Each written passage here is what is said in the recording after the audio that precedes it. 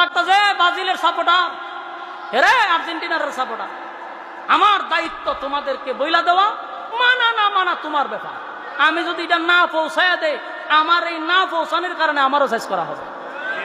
মানলে মানো, না মানে নাই। আবার নিয়ে আর্জেন্টিনার লোক গিয়ে রাস্তা গিয়ে ব্যারিকেড দেবে, জোর আপনার বক্তব্য আমরা সন্তুষ্ট হইলাম না, আমরা আন্দোলন করছি, রাস্তা আপনার গাড়ি আটকাই দিলাম।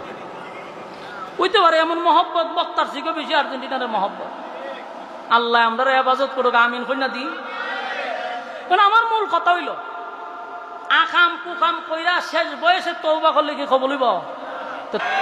মেসি মহব্বতের না, নেইমার মহব্বতের না। হাসরের মাঠে দেখবেন নেইমার আপনার সামনে খারাপ, ওমা মেসিও খারাপ আপনার সামনে। জিজ্ঞাবেন পয়সা দুনিয়ার দিয়ে আপনার কোনো সময় দেখতেছি না, অফলাইনে শুধু অনলাইনে দেখছি।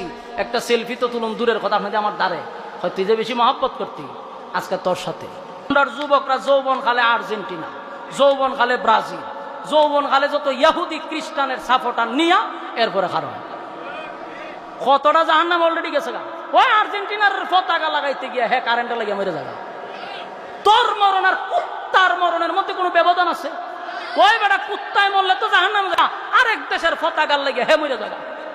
ব্রাহ্মণ এই যে আপনার বৈরব, ব্রাজিল আর আর্জেন্টিনা গুতাগুতি করতে করতে ট্রেন বন্ধ করে দিছে, বিদেশি যাত্রী যাইতে পারছে না, ফ্লাইট বন্ধ। এরা কেন? পতাকা ব্রাজিল আর আর্জেন্টিনা। চিন্তা করেন কি পরিমাণ শয়তানের লড়াই।